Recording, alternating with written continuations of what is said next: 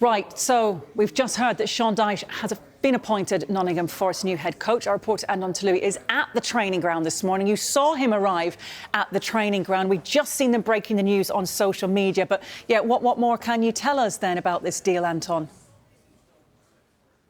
It's interesting, isn't it? I think the deal looks through to 2027, but when you go through this statement, I think it's really interesting because when Ange Postecoglou was appointed 6 weeks ago, you had Evangelos Marinakis in the statement sort of saying why they'd appointed him and going into detail about the ambitions of the club. This feels slightly different this time. In the statement that Nottingham Forest have put out in the last couple of minutes, they talk about Sean Dyche's history, his connection with Nottingham Forest, coming through the system as a player here. You talk about the fact that he's joined by Ian Woan and Steve Stone. And in the statement, it obviously points out the fact that combined, they've got more than 400 appearances for Nottingham Forest. So clearly the connection between Sean Dyche, his backroom staff and the club is something that they really want to highlight. No messages no quotes from Evangelos Marinakis in this statement, but it does say that they're following a thorough search from Edu, who's obviously now in charge of the global head of football here at Nottingham Forest, and George Sirianos as well, who's the technical director, talks about the thorough process that they've been through. So it seems so this is their appointment, as opposed to maybe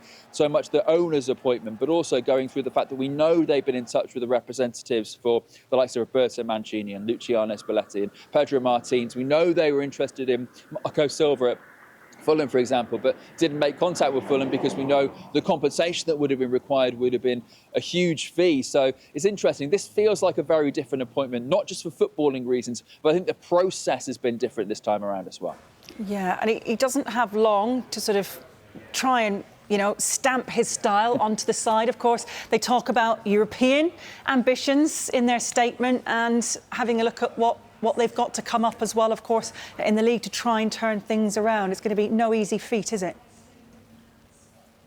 No, their games coming up are very difficult, starting, of course, with Porto on Thursday night in the Europa League, a competition which they are expected to go deep in from the highest echelons of the club. And yet, so far, they've only got 1 point in their opening 2 games. And it felt like the beginning of the end, the last time they played at the City Ground in the Europa League when they lost 3-2 to FC Midtjylland.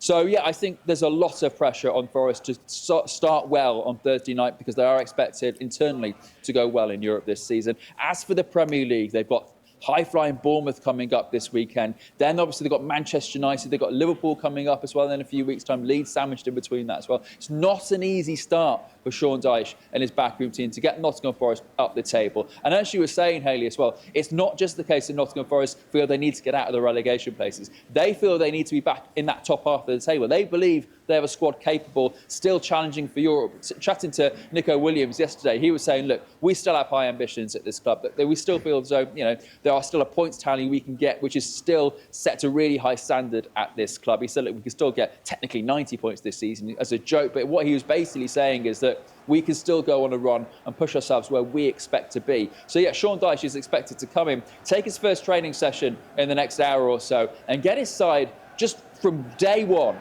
prepared, ready and bolstering up both the Premier League and the Europa League table. And just briefly, finally, it was a Marinakis appointment, wasn't it, with Postecoglou? This feels slightly different, doesn't it, Anton? It does. I think Edu, like I said, has had more of a say in this one. Him and George Sirianos, the technical director, were clearly going around candidates, weighing up everything to try and find the right person. But also Forest in a very different position as they were when they appointed maybe Ange Postecoglou, because now they need to get out of these relegation places and go higher up the table. Sean Dyche preparing for his first training session here at Nottingham Forest. His first media conference will be tomorrow, which we will bring you live on Sky Sports News as well.